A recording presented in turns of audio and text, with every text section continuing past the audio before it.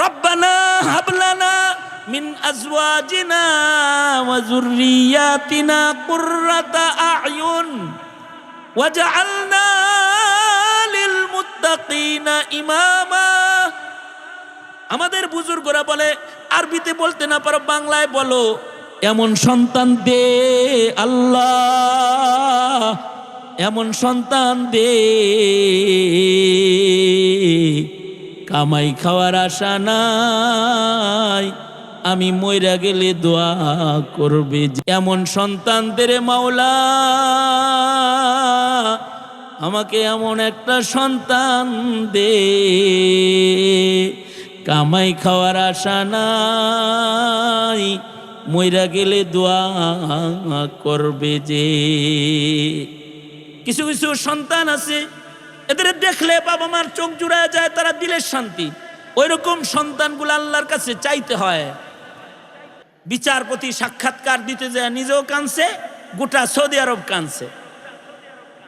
বিচারপতি সাক্ষাৎকার কেন দিল? সে সাক্ষাৎকার দিয়ে বলছে যে আমাকে রিয়াদের বিচারের মঞ্চে একটা বিচার আমাকে কাঁদাইছে, এত কাঁদাইছে যে আমি চোখের পানি থামাইতে পারতেছি না, এরকম কান্না কাঁদছি। তাই আমি আমার কান্নার ইতিহাসটা সবাইকে জানাইতে চাই। বিচারপতি সাক্ষাৎকারে বলতেছে যে আমি একজন বিচারপতি, আমার কাছে একটা মামলার কাগজ আসছে। মামলাটা করছে ছোট ভাই বড় ভাইয়ের নামে মামলা করছে। আমাদের দেশে যদি ছোট ভাই বড় ভাইয়ের নামে মামলা করে তাহলে মামলা হয় এরকম, মাননীয় আদালত আমার বড় ভাই আব্বারে বুলায়া বুলায়া জমিন লয়ে গেছে গা, মাননীয় আদালত আমার মাকে ঘুমের পরীক্ষায় টিপলে জমিন লেখে লয়ে গেছে গা। এই ধরনের মামলা মোকদ্দমা আমাদের দেশের ছোট ভাইরা আদালতে বড় ভাইয়ের নামে দেয়। কিন্তু বিচারপতি বলে আমার কাছে একটা আশ্চর্য মামলা এসেছে। মামলাটা হলো ছোট ভাই বড় ভাইয়ের নামে আদালতে মামলা দিয়ে বলতেছে, মহামান্য আদালত, আমরা দুইটা ভাই, আমাদের বাপ নাই, আমাদের একমাত্র ধন হলো আমাদের মা, কিন্তু আমার মা অসুস্থ, আমার মা অসুস্থ রোগী, বিছানায় পড়ে আছে, কখনো কখনো বিছানায় পেশাব পায়খানা করে। আদালত, আপনার কাছে মামলা হলো আমার বড় ভাই আজ 17 বছর যাবৎ একা একা আমার মার খেদমত করে। আমি বারবার আমার মাকে আমার ঘরে আমি আনতে চাই, কিন্তু বড় ভাই মাকে আমার ঘরে দেয় না, আমারে খেদমত করার চান্স দেয় না। মহামান্য আদালত, আমি জানি আল জান্নাতু তাহতা আকদামিল উম্মাহাত, সন্তানদের জান্নাত মহান আল্লাহ মার পায়ের নিচে রেখেছে। ও আদালত, বড় ভাই জালেমে একা একা জান্নাত খুলে যায়, আমার মারে খেদমত করতে আমার ঘরে একটু দেয় না। আমি আমার জান্নাতটা নিতে, আমি আমার মায়ের খেদমতের অধিকার প্রতিষ্ঠা করার জন্য আদালতে মামলা করলাম। ইনসাফ চাই, আমিও সন্তান, মার খেদমত করার অধিকার চাই। এইটা হইল এক আজব মামলা, যে ছোট ভাই বড় ভাইয়ের নামে মামলা করছে, মার খেদমত করতে দেয় না আমারে। আদালত বলে, আমি ছোট ভাই ও বৃদ্ধা মা বড় ভাই এদেরকে আদালতে তলব করলাম। আদালতে তলব কইরা ছোট ভাইরে বললাম বড় ভাইয়ের নামে মানুষে মামলা দেয়, সে কয় দিমু না, আমার টাকা পয়সা বেশি, আমার বাড়ি বড়, আমার ইনকাম বেশি, আমার গায়ে শক্তি বেশি, আমি আমার মার খেদমত করব। হে হে একা একা খেদমত করে আমার মারে দেয় না। বড় ভাইকে জিজ্ঞেস করলাম, তুমি তোমার ছোট ভাইকে তোমার মাকে দাও না কেন? বড় ভাই কয়, মহামান্য আদালত, আমার মা বৃদ্ধা, আমার মা অসুস্থ রোগী, কখনো কখনো বিছানায় পেশাব পায়খানা করে দেয়। আমি একা একা 17 বছর যাবৎ পেশাব পায়খানা সাফ করতে করতে এগুলো আমার কাছে আর গন্ধ লাগে না, ওর ঘরে এজন্য দিই না। ছোট মানুষ যদি ও কষ্ট পায়, আর যদি মার খেদমতে কোনো ত্রুটি হয়ে যায় তো বৃদ্ধা মা আমার কষ্ট পাবে। এই কারণে ওরেও কষ্ট দিতে চাই না, মারেও কষ্ট দিতে চাই না, তাই নিজে একা একা খেদমতটা করে যাই। আদালত বলে দুনো ভাইয়ের কথা শুই না, আমি কিং কর্তব্য বিমূঢ় হয়ে গেছি। এগুর বিচার আদালতে কি করবো আমি? তার মাকে আদালতে দাঁড় করাইয়া বললাম, ও মা, তোমার দুই সন্তানই তোমারে নিতে চায়, কিন্তু তুমি তো এক জায়গায় থাকলে অসুস্থ রোগীর সুবিধা, তুমি কার ঘরে থাকতে চাও? মা, তোমার কাছ থেকে এক সন্তানের নাম যদি উচ্চারিত হয়, তার নামটা আদালতে লেখা বিচারটা শেষ করে দিই। আদালত মাকে কথা বলতে বললে মা একবার বড় ভাইয়ের দিকে চায়, একবার ছোট ভাইয়ের দিকে, একবার বড় ছেলের দিকে, একবার ছোট ছেলের দিকে তাকায়। বড় ছেলের দিকে তাকাইলে বড় ছেলেও কান্দে, কয় মা শেষ, খেদমতটা আমার আবার বাদ দিও না, তুমি আদালতে আমার নাম বাদ দিও না। আর ছোট ছেলে বলে, মা আমি কি তোমার পেটে ছিলাম না? আমি কি তোমার পেট থেকে হইছি না? তুমি কি আমাকে ছোটবেলায় পালছো না, দুধ খাওয়াইছো না? আমার কি হক নাই? আমার হকটা আমারে দাও মা। মা সন্তানদের দিকে তাকায় তাকায় ফেল ফেল করে খালি কান্দে, কথা কইতে পারে না। আদালত বলে, মা কোনো সন্তানের নাম কি উচ্চারণ করবেন না আপনি? মায়া কয়, মহামান্য আদালত, দুনিয়ার আদালতে দুই ছেলের যে কোনো একজনের নাম উচ্চারণ করে আমি আর এক সন্তানরে আদালতে খাটো করতে চাই না, কারণ আমার দুনো সন্তান হীরার টুকরা, আমার কাছে দুটাই সমান দাম। আপনি বিচারটা করে দেন শরিয়া আদালতের দৃষ্টিভঙ্গিতে। আদালত বলে, আমি তখন বড় ভাইকে বললাম, দীর্ঘদিন খেদমত তো করছো, তুমি অসুস্থ, তোমার ইনকামও কম, এবারের জন্য খেদমতের সুযোগটা তোমার ছোট ভাইয়ের ঘরেই তোমার মাকে দিয়ে দিলাম। কিন্তু ছোট ভাই, তুমি বড় ভাইয়ের কাছে মা চাইলে বড় ভাই না দিয়া তোমাকে কষ্ট দিয়েছে। তোমার দরজায় যদি তোমার বড় ভাই কখনো তোমার মাকে 2-4 দিনের জন্য নিজের ঘরে নিতে চায়, বাধা দিবা না, কোলে কইরা মাটাকে বড় ভাইয়ের ঘরে দিয়ে আইসো। আদালত বলে, এই রকম একটা মর্মস্পর্শী বিচার করার পরে ভাবলাম কাহিনীটা দুনিয়ার মানুষের শোনায় দিই, কারণ এই রকম নেক সন্তান ঘরের ভেতরে দুইজনও লাগে না। কারোর ঘরের যদি এমন একটা নেক সন্তান হয়ে যায়, আহারে দুনিয়ার সব ঘরে ঘরে যদি এমন সন্তান হইতো, তাইলে মা বাবারে বৃদ্ধাশ্রমে যেতে হইতো না, সন্তান থাকতে কোনো মাকে বাবাকে ভিক্ষা করতে হইতো না। সন্তান মাতা পিতার কষ্টে সন্তান এত দূরে গাফেল থাকে যে মা বাবা দরজা বন্ধ করে কান্নাকাটি করতে হয়। এমন দুঃখের দিন কোনো মা বাবার কাটাইতে হইতো না যদি ঘরে ঘরে এমন নেক সন্তান মা বাবারা পাইতো।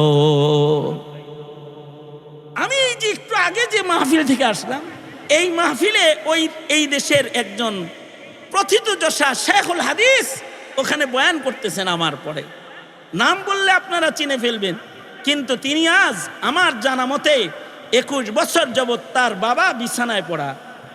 21 বছর হয়ে গেছে। তার মা মারা গেছে আরো 4 বছর আগে, 3 বছর আগে। আমার জানা মতে এই শাইখুল হাদিস সন্তান সকাল বেলায় নিজের বাবার পেশাব পায়খানা নিজের হাতে সাফ কইরা বাবাকে নিজের হাতে খানা খাওয়ায়া মাদ্রাসায় যায়, আবার সন্ধ্যা বেলায় নিজের বাবার পেশাব পায়খানা প্যাম্পাস পরিষ্কার করে বাবারে রাইখা বাইরে আসে, মাহফিলে যায়, মাহফিল থেকে ফেরত যায় আগে ফজরের আগে নিজের বাবাকে পরিচ্ছন্ন করে ফজরের নামাজ পড়ার জন্য কেবলামুখী করে বসায়া দেয়। আমার চেনা জানা একদিন আমাকে মাদ্রাসায় ক্লাস করতে আসছে আর বলতেছে, ভাই এই জায়গাটা আজকে অনেক ব্যথা। আমি বললাম, কেন, কি হয়েছে? কয়, আব্বার একটা পায়ে কিছু শক্তি আছে, তো আমি ধরতে একটু মানে কৌশলটা ভালো হয় নাই, তো আব্বা এত রাগ হয়েছে যে এই পা দিয়ে একটা লাথি যে মারছে আমার কোমরে ব্যথা হয়ে গেছে। আমি বললাম, বাবার লাথি খায়া কেমন লাগতেছে আপনার? সে বলে, বাবার লাথি খাওয়ার পরে আমি বুঝতেছি ছোটবেলায় এমন কত লাথি বাবারে কোলে বসে বসে আমি দিচ্ছি। তা আমি বললাম, আপনি কি বললেন তখন আপনার আব্বাকে? আব্বা যে পাটা দিয়া লাথি দিছে, আমি ওই পাটা ধরে একটু চুমা দিছি, তো আব্বা খুশি হয়ে আমারে বুকে জড়ায় ধরে কান্দে দিছে। হজের সফরে এক বুড়া চাচার সাথে আমি থাকি, চাচার মেয়ের জামাই আমার জন্য আর চাচার জন্য নাস্তা নিয়ে এসে। তো চাচা কয়, হুজুর এটা আমার ছোট মেয়ের জামাই। আমি তো দেখে মনে করছি আখিবের মতো আর কি, এরকম খুব এবারে মনে হইতেছে যে সেগুলা দিচ্ছে এরকম একটা ভাব আর কি। তা আমি বললাম, ভাই কোন মাদ্রাসার খাদেম আপনি? কোন মাদ্রাসার খাদেম? তা উনি তো লজ্জা পাইছে। উনি কয়, হুজুর আমি একজন ইঞ্জিনিয়ার মানুষ, আমি আলেম না। তবে দাওয়াত ও তাবলীগের মেহনতের বরকতে, আল্লাহওয়ালাদের সোহবতে আল্লাহ আমার একটা কালার দান করছে, রং দান করছে আর কি, আমি তাবলীগের কাজ করি। আমি বললাম, আপনার এই রংটাও ময়দানে মাহশারে আপনার নাজাতের উসিলা হয়ে যেতে পারে। কারণ আল্লাহর রাসূল বলেছেন, মান তাশাব্বাহা বিকাউমিন ফাহুয়া মিনহুম, যাকে যার মতন লাগবে ময়দানে মাহশারে তার সাথে তার হাসর হয়ে যাবে। নেককারের লগে যদি চেহারা মিল থাকে, নেককারের সাথে যদি হাসর হয়ে যায় আবার, তাই তো জিতে গেলেন গা। চাচারে বললাম, এটা যেহেতু আপনার ছোট মেয়ের জামাই, তাহলে বোঝা যায় বড় মেয়েও আছে, আরো মাইয়াটাই আছে। তা আপনার ছেলে মেয়ে মোট কয়জন? চাচা কয়, 2 ছেলে 2 মেয়ে। আমি বললাম, সবগুলার কালারই কি এরকম? কয়, আলহামদুলিল্লাহ, আল্লাহ আমার ছেলে মেয়েরে হালাল হারামের বুঝ দিছে, জায়েজ না জায়েজের ইলম দান করছে, ওরা শরীয়ত মেনে চলে, পর্দা করে, সুন্নতি দাড়ি, ওদের দেখলে আমার দিলটা ঠান্ডা হয়ে যায়। আলহামদুলিল্লাহ, আমি খুব সন্তুষ্ট। আমি বললাম, এটা আপনি দুনিয়াতেই একটা জান্নাতে আছেন। দুনিয়া আপনার ঘরটা একটা জান্নাতের বাগান। সকালে কোরআন তেলাওয়াত হয়, গানের আওয়াজ নাই, আল্লাহ বিল্লাহ লোক, নেককারদের চেহারা দেখেন ঘরের ভিতরে, কত নিয়ামত আল্লাহ আপনারে দান করছে। এই বেচারা আরো কান্না শুরু করছে, জি আলহামদুলিল্লাহ আলহামদুলিল্লাহ। কিন্তু এর জামাই আমার কানে কানে কয় কি, হুজুর আব্বা মিথ্যা কথা কইতেছে। আমি বললাম, কি মিথ্যা কথা কয়? কয়, ওনার ছেলে হইলো 3টা, উনি একটা বাদ দিয়ে লইছে। তার মানে বুঝেন না হুজুর, ওনার 5 সন্তান, 3 ছেলে 2 মেয়ে। আপনার কাছে মিথ্যা কথা কইছে, 2 ছেলে 2 মেয়ে, একটা গনে নেই। আমি চাচাকে বললাম, চাচা রিপোর্টটা বেশি ভালো না আপনার, কারণ আপনি তো মিথ্যা কথা বলছেন। চাচা আপনি কি জানেন এটার নাম মক্কাতুল মুকাররমা? এখানে কোনো নেক কাজ করলে 1 লাখ গুণ বেশি হয়। যদি 1 রাকাত নামাজ কেউ পড়ে তো 1 লাখ রাকাতের সওয়াব হয়। একটা মিথ্যা কথা কইলে কিরকম হইব চাচা? আপনার সন্তান হলো 5টা, 4টা বললেন কেন? চাচা বড় হুঁশিয়ার। চাচা কয়, হুজুর আপনাদের মুখেই শুনছি সব সন্তানকে সন্তান হিসেবে গণনা করতে নাই। নূহ আলাইহিস সালাতু ওয়াস সালাম যখন নিজের ছেলেকে আমার ছেলে বলে ডাকতেছিল, তখন কি আল্লাহ তাআলা বলে নাই, নূহ ইন্নাহু লাইসা মিন আহলিক, এই ছেলে তোমার আহাল না? তার মানে বদকার ছেলেরই গণনা করতে বাপেরে মানা করে আল্লাহ নিজে। কাবা শরীফের পাশে বৈশা একটা নাস্তিক মেজাজের ছেলেরে নিজের ছেলে হিসাবে গইনা মহান আদালতে কিবরিয়াতে আসামি হইয়া দাঁড়াইতে চাই না। ওটা তো আল্লাহ খুদা বুঝে না, ওরা ছেলে হিসাবে গুণমুখী জন্য ওটাকে ঘর থেকে হিসাবের বাইরে রাখছি। আমি মাঝে মধ্যে বলি এই কথা, সন্তান যদি মানে আল্লাহ পাকের আল্লাহর রাসূলের ফরমাবরদার গোলাম না হয়, হুঁশিয়ার ইমানদার পিতার অমন ছেলের গণনা করা এটা মুসিবতের কারণ। এটা যেমন মুসিবতের কারণ, আমি এটাও বলি সমাজের সব মানুষকে মানুষ হিসেবে গুনতে হয় না। এটাও বলি যারা রাজনীতি করে তাদেরকে বলি, যারা দল চালান তারা সবাইকে কর্মী হিসেবে গণবেন না। যারা সমাজে সন্ত্রাস করে, চাঁদাবাজি করে, তাদের কর্মী বলেন। লজ্জা করে না আপনার? লজ্জা করে না? এগুলা কর্মী হয় নাকি? যারা সমাজের মানুষের অধিকার নিয়ে ছিনিমিনি খেলে। সুতরাং মানুষ ঘরে আইলেই মানুষ না, আল্লাহর কাছে চাইতে হইবে একটা ভালো মানুষ। এমন সন্তান দে মাওলা, এমন সন্তান দে কামাই খাওয়ার আশা নাই, মইরা গেলে দোয়া করবে যে। দুনিয়াতে পিতা হলো মোট 3 প্রকার, তার ভেতরে 2 প্রকারের পিতারা উৎকৃষ্ট, 1 প্রকারের পিতারা নিকৃষ্ট। হযরত থানবীর এই কথাটা বইলাই আমি আপনাদের কাছ থেকে বিদায় নিব, আর বলবো যে আপনারা এই প্রকারের বাপটা হইন, চেষ্টা করেন। কারণ আপনার ছেলেরে নষ্ট করার লেগে হাসিনা 20 বছর মেহনত করছে, পূজা শিখাইতে, গোমাতা শিখাইতে। কথা কন না কেন, জোরে আওয়াজ করে বলেন না কেন? 20 বছর মেহনত করছে না? ট্রান্সজেন্ডার শিখাইছে, ডারউইনের ভ্রান্ত মিথ্যা মতবাদ পড়াইছে, আর এক শয়তান তারাইছি ছাত্রদের রক্তের উপরে ক্ষমতায় বসে, আর এক শয়তান এখন যারা ক্ষমতায় আছে তারা আপনার সন্তানকে পূজায় পাঠাইতে না, আপনার ঘরকে পূজা মন্দির বানাইবার চক্রান্তে তারা লিপ্ত। তারা অলরেডি প্রতিবেদন জারি করেছে যে স্কুলে স্কুলে গানের শিক্ষক নিয়োগ দাও। তার মানে হলো অতি সত্বর আপনার ঘরটাকে হারমোনি আর ঢোল তাবলার জায়গা বানাইবার চক্রান্ত তারা করতেছে। কোন পথে যাইবেন? সুতরাং রাষ্ট্রযন্ত্র আপনার সন্তান রক্ষা করবে এটার গ্যারান্টি নাই। হ্যাঁ, গ্যারান্টি তখন হবে যখন এদেশে খেলাফত আলা মিনহাজিন নবুওয়া প্রতিষ্ঠা হবে, সরকার যখন ইসলামের সরকার হবে, মুসলমানের ঈমান কেড়ে নেওয়ার ক্ষমতা তখন কোন শিক্ষাঙ্গনের বারান্দায় থাকবে না, তখন থাকবে না তখন। তবে আপনার সন্তান যেটা আপনার ঘরে আছে, আপনি এখন পিতা হিসেবে কয় নাম্বার পিতা হইবে? হযরত থানবী বলেন পিতা মোট 3 প্রকার। 1 প্রকারের পিতা হলো সন্তান জন্ম দিয়ে ছাইরা দেয়, না শিক্ষা দেয়, না তালিম তরবিয়ত কোনো কিছু দেয়। যেমন ঢাকা শহরে যত বাবাখোর ইয়াবাখোর ছিনতাইকারী আছে, ওদের পিতৃ পরিচয় নাই। কোনো পিতার ঔরসে জন্মাইছে কিন্তু বাপেরা সন্তানের কোনো তরবিয়ত দেয় না, জায়গা দেয় না, শিক্ষা দেয় না, তাদেরকে রাস্তায় ছেড়ে দেয়। এরা হলো সর্বনিকৃষ্ট পিতা। আর একদল পিতা আছে যারা সন্তান জন্ম দেওয়ার পরে সন্তানদেরকে বেশি আদর করে, স্বর্ণের প্লেটে খাওয়ায়, ডুপ্লেক্স বালিতে রেখে যায়, ভালো গাড়ি দেয়, ভালো মোবাইল কিনা হাতে দিয়ে দেয়, ল্যাপটপ কিনে দেয়, এসি ঘর সন্তানরে সারা রাত অনলাইনে নিরিবিলি আড্ডা দেওয়ার জন্য দিয়ে দেয়, সব কিছু করে। বিদেশের ভার্সিটিতে তাকে পড়ায়, কিন্তু তাকে শিক্ষা দেয়, কিন্তু দিন দেয় না। দিন না দেওয়ার কারণে এই সন্তানগুলা শিক্ষিত হয় বটে, কিন্তু এগুলো হয়ে যায় শিক্ষিত শয়তান, এগুলো হয়ে যায় শিক্ষিত চোর, শিক্ষিত ডাকাত, শিক্ষিত খুনি। বুঝা থাকলে বলেন তো, অশিক্ষিত চোর বেশি ভয়ঙ্কর নাকি শিক্ষিত চোর বেশি ভয়ঙ্কর? অশিক্ষিত ডাকাত বেশি ভয়ঙ্কর না শিক্ষিত ডাকাত বেশি ভয়ঙ্কর?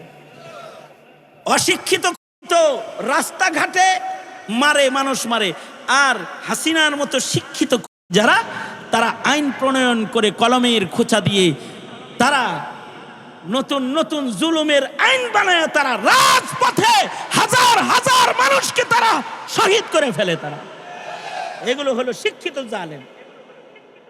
তারা শিক্ষা দীক্ষা ডিগ্রি পেলেও মানুষ হওয়ার শিক্ষা তারা পায় না। এরাও হয় সমাজের হনুমানের দল, মানুষ থাকে না। আর এরা এত হনুমান হয় যে শিক্ষিত হওয়ার পরে গ্রামের মানুষ এগুলো মানুষই মনে হয় না। শেষ বেলায় কারোর তো নিজের বাপেরও মানুষ মনে হয় না। বন্ধুরা যদি বলে উনি কে, বলে এটা আমার কাজের লোক রাখাল। নিজের বাবাকে রাখাল হিসেবে পরিচয় করায় দিতেও দ্বিধাবোধ করে না। শিক্ষিত অমানুষের খাতায় এগুলোর নাম চলে যায়। ঠিক না বে ঠিক? জোরে আওয়াজ করে বলেন। এই পিতারাও সোনার চামচে সন্তানকে খানা খাওয়ায়, সোনার প্লেটে লালন পালন করে বটে, কিন্তু আদর করে সন্তানটাকে বেঈমান বেদিন বানায় রাস্তায় ছেড়ে দেয়। এরাও নিকৃষ্ট পিতা।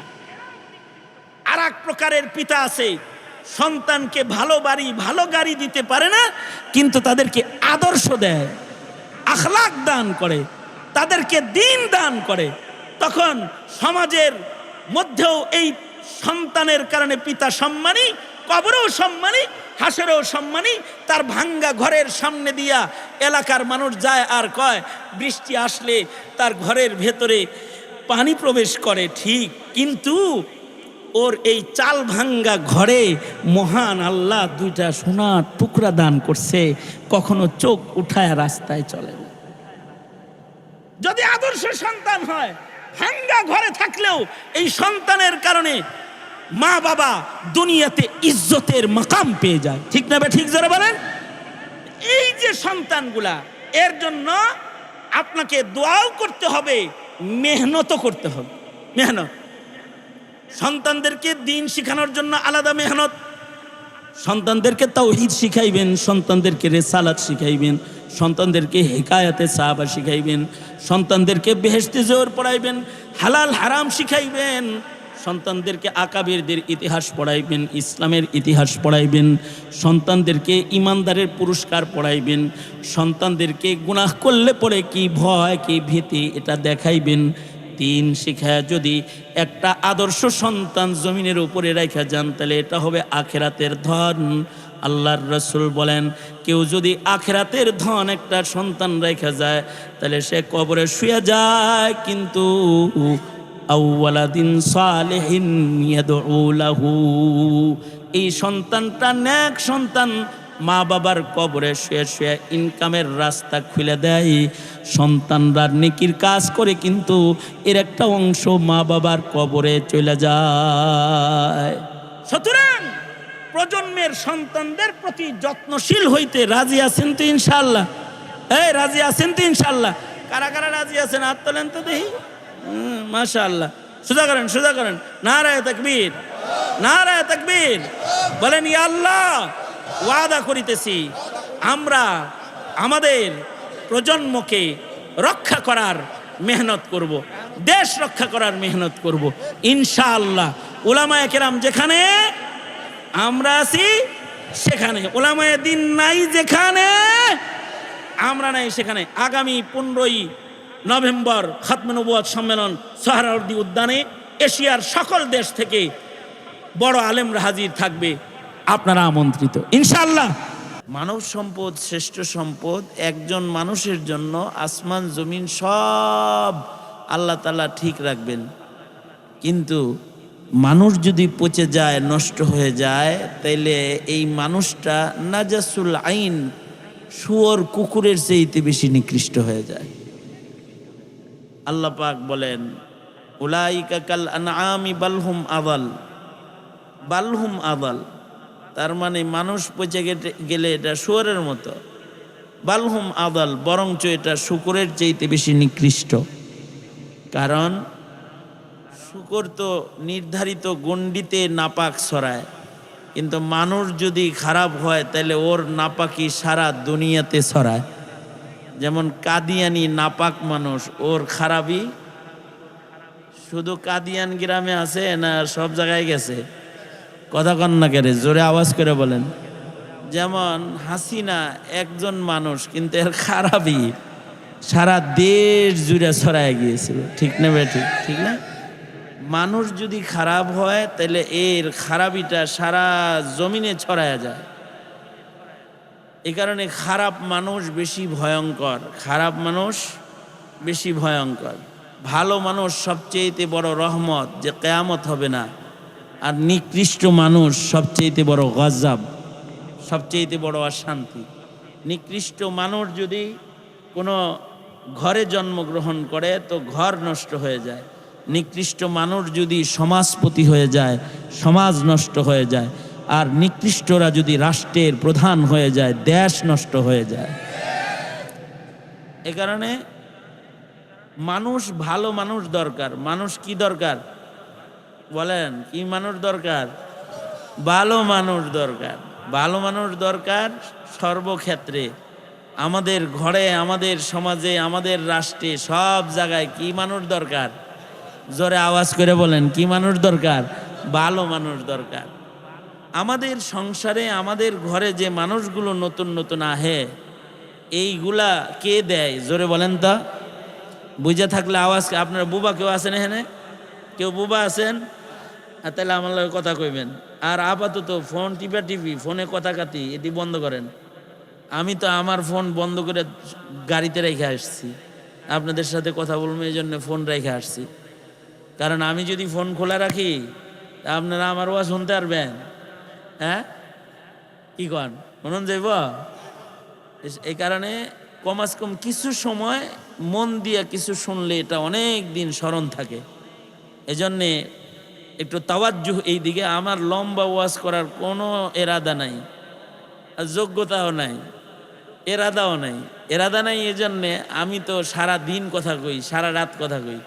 সকাল থেকে কথা শুরু হয় আর রাত একেবারে ঘুমের আগ পর্যন্ত 12টা 1টা পর্যন্ত কথা চলতে থাকে।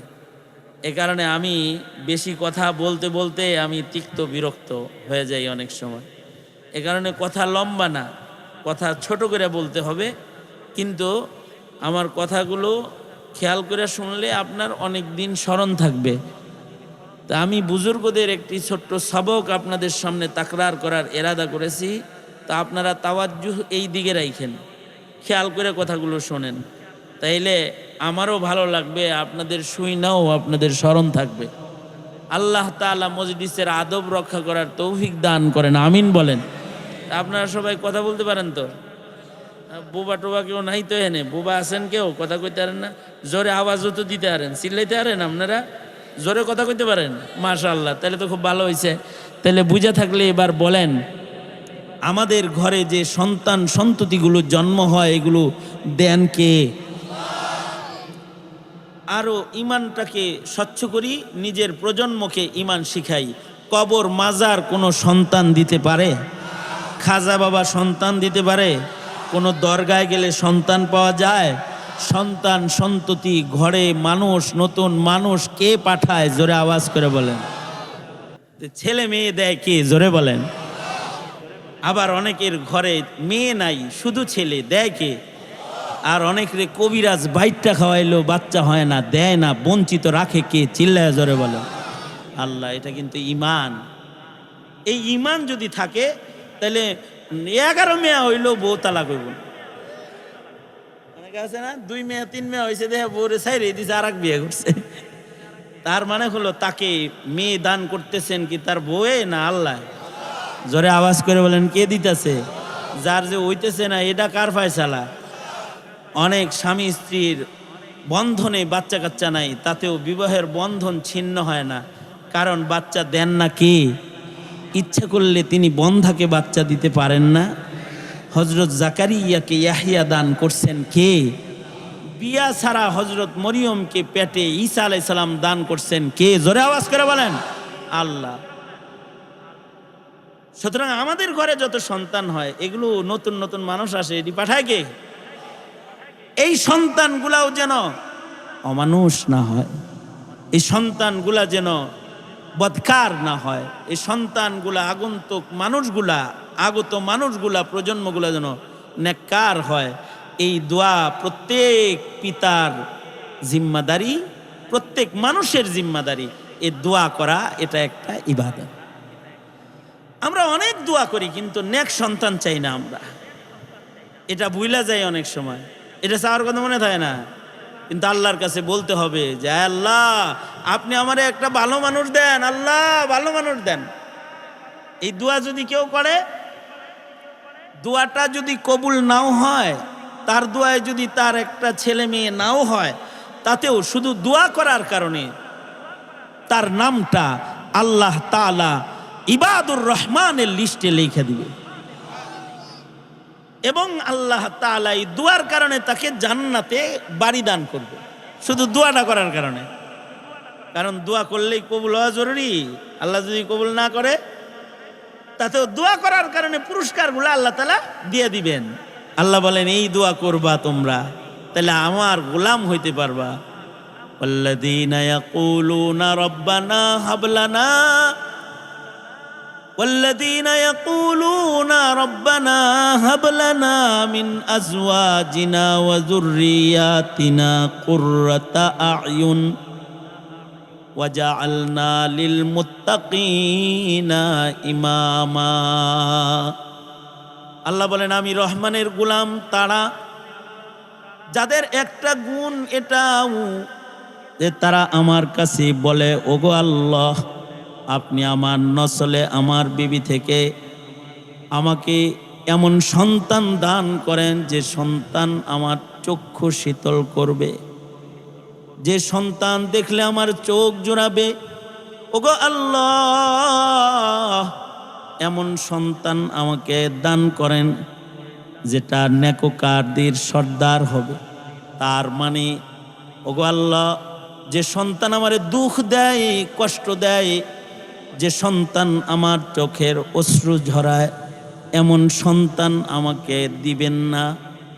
যে সন্তান চান্দাবাজ হয়, জেনাকার হয়, মদখোর হয়, ঘুষখোর হয়, সুদখোর হয়, বেঈমান হয়, এমন কোন বদকার আমার খানদানের ভেতরে ও মাওলা আপনি আমার খানদানের দুষ্ট লোক দিবেন না।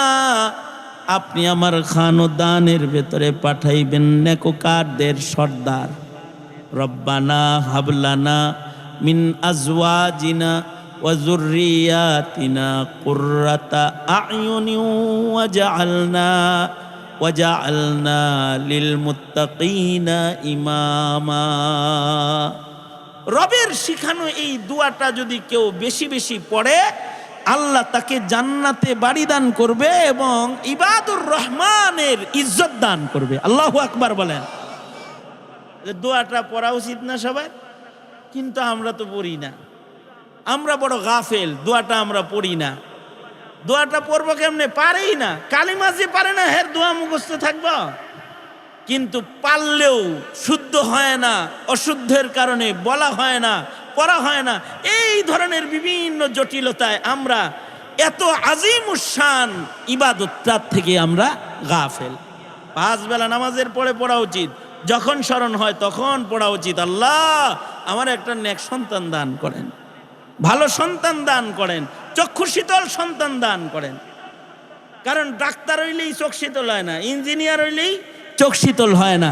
কিছু কিছু মা বাবার রিক্সাওয়ালা সন্তান দিয়ে তার চক্ষু শীতল। কারণ ডাক্তার সন্তান তার মাকে বৃদ্ধাশ্রমে রাখছে, ইঞ্জিনিয়ার তার মাকে বৃদ্ধাশ্রমে রেখে সে কানাডা ইঞ্জিনিয়ারিং করতেছে। আর রিক্সাওয়ালা সন্তান রিক্সা চালায়া ঘাম ঝরা পয়সা দিয়া লাল আটা কিনে নিয়া মায়ের রুটি বানায়া নিজের হাতে খাওয়াইয়া দিতেছে, চোখ শীতল হয়ে যেতেছে। এই জন্য আল্লাহর কাছে বলা, ওগো আল্লাহ আপনি আমাকে এমন সন্তান দান করেন যে সন্তান দিয়া আমার চোখ শীতল হবে। গো আল্লাহ এমন সন্তান আমি চাই না যে সন্তান আমার দুঃখের কারণ হবে। এমন সন্তান চাই যে আমার চোখ শীতল করবে। এমন সন্তান চাই না যেটা চাঁদাবাজি করবে। এমন সন্তান চাই না যেটা মানুষের উপরে অত্যাচার করবে। এমন সন্তান চাই না যেটা গাঞ্জাখোর হবে, মদখোর হবে। ওগো আল্লাহ এমন সন্তান চাই যে সন্তানটা হবে জমিনে নেককারদের সর্দার, মুত্তাকিদের সর্দার। আমাকেও আমার সন্তানদেরকে মুত্তাকিদের সর্দার বানায় দেন আল্লাহ। এই দোয়া যখন কবুল হয়ে যায় তখন করিম ইবনে করিম হয়। যেমন শেখুল হাদিস ইবনে শেখুল হাদিস, পীর শেখ ইবনে শেখ, চরমনের শেখ ইবনে শেখ, শেখুল হাদিস ইবনে শেখুল হাদিস, নেককার ইবনে নেককার, করিম ইবনে করিম। বাপেও নেককার হইছে, ছেলেরাও নেককার হইছে। বাবাও নেককারদের সর্দার হইছে, ছেলেও নেককারদের সর্দার হয়ে গেছে। এই রকম সন্তান আল্লাহর কাছে সব সময় কামনা করা। যদি কারোর একটা সন্তান কোন রকম ভালো সন্তান হয় তাহলে দুনিয়ার জীবনে তার হয় রাহাত, ইতমিনান, শান্তি দুনিয়ায় পায়, খেদমত পায়। আর কবরে রহমত পায়, দোয়া যায়, দোয়া করে সন্তানে। আর হাসরের মাঠে সন্তানের কারণে ইজ্জতের মুকুট আল্লাহ তাআলা পিতামাতাকে দান করে। যদি খালি নসলের একটা ছেলে ভালো হয়,